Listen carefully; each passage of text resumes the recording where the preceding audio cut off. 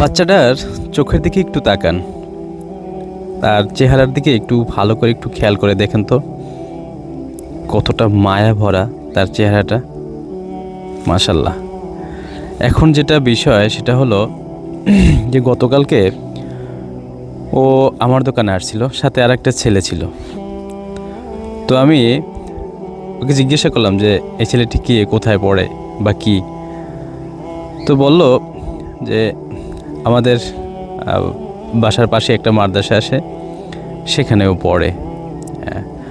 তোর চেহারাটা কেমন জানি আমার কাছে মলিন মলিন লাগতেছে, মানে কেমন জানি লাগতেছে আমার কাছে, মানে অতটা একটা ছেলে যেরকম আত্মতৃপ্ত থাকে, যে একটা মনে একটা প্রশান্তি থাকে, শান্ত থাকে, উৎফুল্ল করে সব সময়, না সেরকম না, একেবারে নিরিবিলি, নীরব, শান্ত। দেখেন তো আপনারা মানে কতটা চুপচাপ। তো আমি ওই ভাইকে বললাম যে কী হয়েছে, ও এরকম চুপচাপ থাকে কেন? পরে বলল যে ওর বাবা এই কিছুদিন আগে মারা গেছে। মানে এই কথাটা শোনার পর যে আমার এত পরিমাণ খারাপ লাগছে, আসলে বলার মতো না, যে আমার চোখে পানি চলে আসছে এই কথাটি শুনে।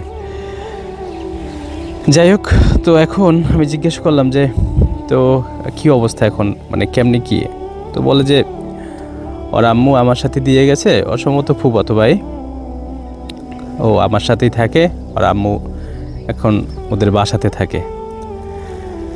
তো এই হলো অবস্থা, যে মানুষ আল্লাহ কতভাবে কিভাবে রাখছে এরকম একটা বাচ্চা, যার এখন থাকার কথা মা বাবার কোলে।